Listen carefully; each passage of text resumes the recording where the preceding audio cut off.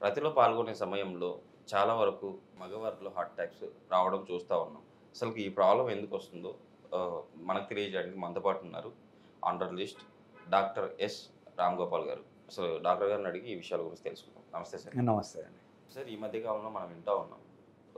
సెక్స్‌లో పాల్గొంటూ heart attacks వచ్చి చనిపోయిన వాళ్ళు చాలామంది ఉన్నారు. సో, ఇలా అవ్వడానికి గల కారణాలేంటి సార్? ఓకే. ఈ మధ్య కాలంలో ఇట్లాంటి ఎపిసోడ్స్ ఫ్రీక్వెంట్‌గా వింటున్నాం, చూస్తున్నాం. కోవిడ్ పాండమిక్ వచ్చి పోయిన తర్వాత కోవిడ్ వ్యాధి రాని వాళ్ళకు కూడా ఆ వైరస్ బాడీలో ఎంటర్ అయింది, లేదా దాని యాంటీబాడీస్ తయారైనాయి వ్యాక్సినేషన్ వల్ల. Okay sir. ఈ కోవిడ్ వ్యాధి వల్ల రక్తనాళాలు డ్యామేజ్ అవుతాయి. Okay sir. కొద్దిమందికి హిప్ జాయింట్లో రక్తనాళం కనుక డ్యామేజ్ అయిపోతే ఏవాస్కులర్ నెక్రోసిస్ అంటారు. Young fellow okay sir. ఇదివరకు ఎప్పుడో 70 ఏళ్ళకు 80 ఏళ్ళకు వచ్చే ప్రమాదం 20-25 ఏళ్ళకే వస్తుంది. Okay sir.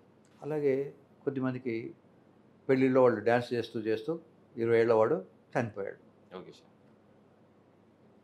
Unheard about it. 40 ఏళ్ళ కన్నా ముందు అసలు వ్యాధులు ఉంటాయి అనుకుంటే మనం చదువుకున్నప్పుడు ఉండేవి కాదు. అవును సార్. సో ఇవన్నీ ఎందుకు వస్తున్నాయి అంటే, ఒకటేమో కోవిడ్ బ్యాక్గ్రౌండ్, ఓకే సార్. రెండోది కొన్ని విషయాలు చెప్తాను, కొంచెం నిదానంగా ఆలోచించుకోండి. Okay sir. మనిషి నిదానంగా ఇలా కుర్చీలో కూర్చొని రిలాక్స్డ్గా ఉన్నప్పుడు హార్ట్ నిమిషానికి 70 సార్లు కొడుతుంది. Okay sir. ఇదే రన్నింగ్ అది చేస్తూ ఉన్నప్పుడు 100 దాకా కొడుతుంది. వైఫ్తో సెక్స్ చేస్తున్నప్పుడు 110 దాకా కూడా వెళ్ళవచ్చు. Okay sir. ఇదే సెక్స్ పక్కింటోడి వైఫ్తో చేస్తే 200 పోతుంది. Okay sir. సో విపరీతమైన హార్ట్ రేట్ పెరిగినప్పుడు దానికి హార్ట్ మజిల్కు కావాల్సినంత రక్తం సరఫరా ఉండదు. సప్లై డిమాండ్ డిస్క్రిపెన్సీ వస్తుంది. Okay sir.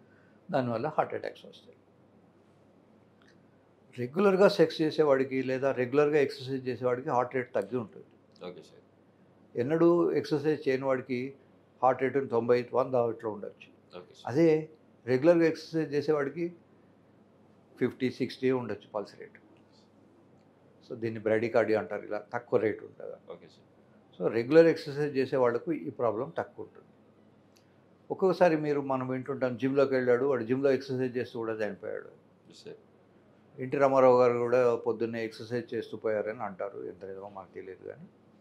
సో ఈ ఎక్సర్సైజ్ చేసినప్పుడు రెగ్యులర్గా దానికన్నా ఎక్కువ ఎక్సర్సైజ్ చేసినప్పుడు కానీ, ఓకే సార్. లేదా అంతకుముందు ఎక్సర్సైజ్ చేయకుండా సడన్గా ఎక్సర్సైజ్ ఎక్కువ చేసినప్పుడు కానీ ఈ ప్రమాదాలు వచ్చే అవకాశాలు ఉంటాయి. Okay sir. ఇవి కాకుండా కొద్దిమంది కొన్ని ట్యాబ్లెట్స్ వేసుకోవడం వల్ల, ఆ ట్యాబ్లెట్స్ కూడా 2-3 రకాల ట్యాబ్లెట్స్, హార్ట్ కోసం ఓ ట్యాబ్లెట్, సెక్స్ కోసం ఇంకో ట్యాబ్లెట్, తలనొప్పి కోసం ఇంకో ట్యాబ్లెట్, ఇలా మల్టిపుల్ ట్యాబ్లెట్స్ వేసుకున్నప్పుడు వాటి ఇంటరాక్షన్ వల్ల కూడా డ్యామేజ్. Okay sir. సో జనరల్గా రెగ్యులర్గా ఎక్సర్సైజ్ చేసే వాళ్ళకు ఈ ప్రాబ్లమ్స్ రావు. Okay sir. సడన్గా అన్‌కస్టమ్డ్ ఎక్సర్సైజ్ ఉంటుంది. అన్‌కస్టమ్డ్ ఎక్సర్సైజ్ చేసిన, అన్‌కస్టమ్డ్ సెక్స్ చేసిన ఇట్లాంటి ప్రాబ్లమ్స్ వచ్చే అవకాశాలు ఉంటాయి. దీన్ని నివారించుకోవాలంటే ఎక్సర్సైజ్ ఒకటే మార్గం. Okay sir. తర్వాత మందులకు వచ్చేసి తెలియకుండా మందులు సెల్ఫ్ మెడికేషన్ అంటారు. Okay sir. చేయకుండా మంచి డాక్టర్ సలహా తీసుకొని వాడుకోవచ్చు. సరే, హార్ట్ అటాక్ ఉన్నవాళ్ళు కూడా అంటే హార్ట్ ప్రాబ్లమ్స్ ఉన్నవాళ్ళు కూడా సెక్స్ ఎంతసేపు చేస్తే బెటర్ అంటారు? దీనికి ఒక టైం లిమిట్ అంటూ లేదు. Okay sir. హార్ట్ అటాక్ రాకముందు వాళ్ళకున్న స్టామినా, అమ్మాయి సహకరించడము, ఇట్లాంటి మల్టిపుల్ ఫ్యాక్టర్స్ ఉంటాయి. Okay sir. యూజువల్గా హార్ట్ అటాక్ వచ్చిన తర్వాత స్టెంట్ వేయడమో సర్జరీ చేయడమో అవుతుంది. Now they are equal to normal person. ఒకసారి హార్ట్ అటాక్ వస్తే వాడు జీవితాంతం పనికిరాని వాడు కాదు. Okay sir. ఆ ఫస్ట్ 3 months 2 months వాడు రెస్ట్ తీసుకోవాలి. తర్వాత ఈజ్ నార్మల్. హార్ట్ అటాక్ రానివాడు యంగ్ ఫెలో ఎంతనో వాడు కూడా అంతే. Okay sir. కనుక వాళ్ళకు స్పెషల్గా వాళ్ళు సైకలాజికల్గా ముందు నాకు హార్ట్ అటాక్ వచ్చింది అన్న ఫీలింగ్లోంచి బయటికి రావాలి. Okay sir. హార్ట్ అటాక్ వచ్చింది, తగ్గిపోయింది, అది అయిపోయింది. Okay sir. స్టెంట్ వేశారు, ఓకే, దాని ప్రాబ్లం సాల్వ్ అయిపోయింది. తర్వాత మధ్య మధ్య వాళ్ళకి ఎంత స్టామినా ఉంది అనేది టెస్ట్ చేసుకోవాలి. Okay sir. ట్రెడ్మిల్ మీద రన్నింగ్ చేసి చూస్తారు, అదొక టెస్ట్. లేదా మామూలుగా మెట్లు ఎక్కినప్పుడు ఆయాసం వస్తుందా లేదా. సో వాళ్లకు అకస్టమ్డ్ ఎక్సర్సైజ్, సెక్స్ అనేది nothing but an exercise, accustomed లెవెల్లో చేసుకుంటే ఏం కాదు. Okay sir. ముఖ్యంగా ఈ ప్రాబ్లమ్స్ ఎక్కువసార్లు రాత్రిళ్ళు వస్తుంది. తిన్న తర్వాత ఎఫిషియన్సీ తగ్గిపోతుంది. Okay sir. సో హెవీగా తిన్నవాడు ఎఫిషియెంట్గా రన్ చేయలేడు, ఎఫిషియెంట్గా సెక్స్ కూడా చేయలేడు. భోజనం చేసి ట్యాబ్లెట్ వేసుకొని ఈ ట్యాబ్లెట్ ఆ ట్యాబ్లెట్ వేసుకొని అలసిపోయి, సో అప్పుడు హార్ట్ అటాక్ వచ్చే అవకాశాలు ఉంటాయి. సాధ్యమైనంత వరకు హార్ట్ అటాక్ వచ్చి తగ్గిపోయిన వాళ్ళకు మేము అడ్వైజ్ చేసేది ఏంటంటే ఎక్స్ట్రా మ్యారిటల్ సెక్స్ వద్దు, వైఫ్తో మాత్రమే చేయండి. లేదా ఒక అమ్మాయితో నీకు పెళ్ళి హార్ట్ అటాక్ రాకముందు నుంచి కూడా చాలా ఏళ్ళ నుంచి ఉంది, ఓకే, దట్ కంటిన్యూ, బట్ కొత్తవి ఎక్స్ప్లోర్ చేయొద్దు అని చెప్తాను. కొత్తవి ఎక్స్ప్లోర్ చేసినప్పుడు ఒక రకమైన టెన్షన్, యాంగ్జైటీ అవన్నీ ఉండి దానివల్ల కూడా వస్తుంది. నిజానికి హార్ట్ అటాక్ వచ్చి తగ్గిన తర్వాత 3 నెలల తర్వాత నార్మల్ ఉంటారు. వాళ్ళకి ట్యాబ్లెట్ వేసుకుంటే కానీ హార్ట్ అటాక్ కంట్రోల్ కాదు. ఫర్ ఎగ్జాంపుల్ నైట్రేట్స్ అంటారు, అవి వేసుకోవాల్సిన పరిస్థితి ఉంటుంది. అట్లాంటి వాళ్ళు వయాగ్రా లాంటి ట్యాబ్లెట్ వేసుకోకూడదు. అట్లాంటి వాళ్ళు పినల్ ఇంప్లాంట్ అనే సర్జరీ చేసుకోవచ్చు. సర్జరీ చేసుకున్నప్పుడు సెక్స్ కోసం ట్యాబ్లెట్ వేసుకోవాల్సిన అవసరం ఉండదు. కేవలం హార్ట్ అటాక్ ట్యాబ్లెట్స్ మాత్రం వేసుకుంటే సరిపోతుంది.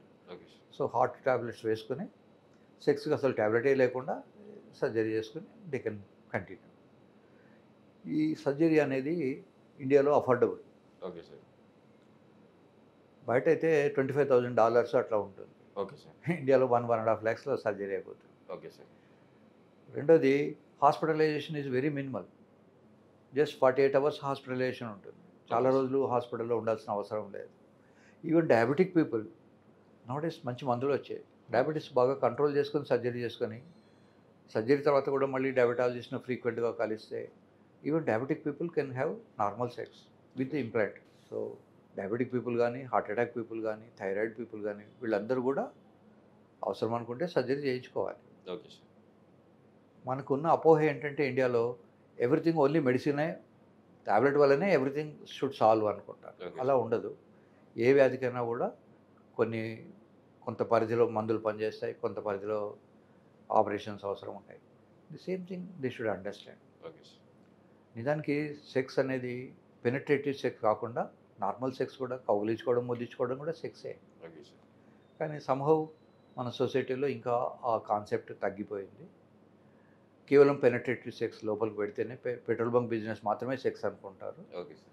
సో పెట్రోల్ బంక్ బిజినెస్కు ఇంప్లాంట్ సర్జరీ చేసినప్పుడు పినిస్ హార్డ్గా ఉంటుంది కనుక పెట్రోల్ బంక్లో నాజిల్లాగా ఇది హార్డ్ అయిపోతుంది, లోపలికి వెళ్ళిపోతుంది. Okay sir. లోపల ఉన్నటువంటి పెట్రోల్ లేదా సెమెన్ బయటకు వచ్చేస్తుంది. Okay sir. So one can afford it. చాలామందికి డబ్బులుండి కూడా ఒక రకమైన సోషల్ స్టిగ్మా వల్ల కానీ, లేదా సర్జరీ అంటే ఉన్న భయం వల్ల కానీ ఇది ఆప్ట్ చేయరు. But otherwise it's wonderful.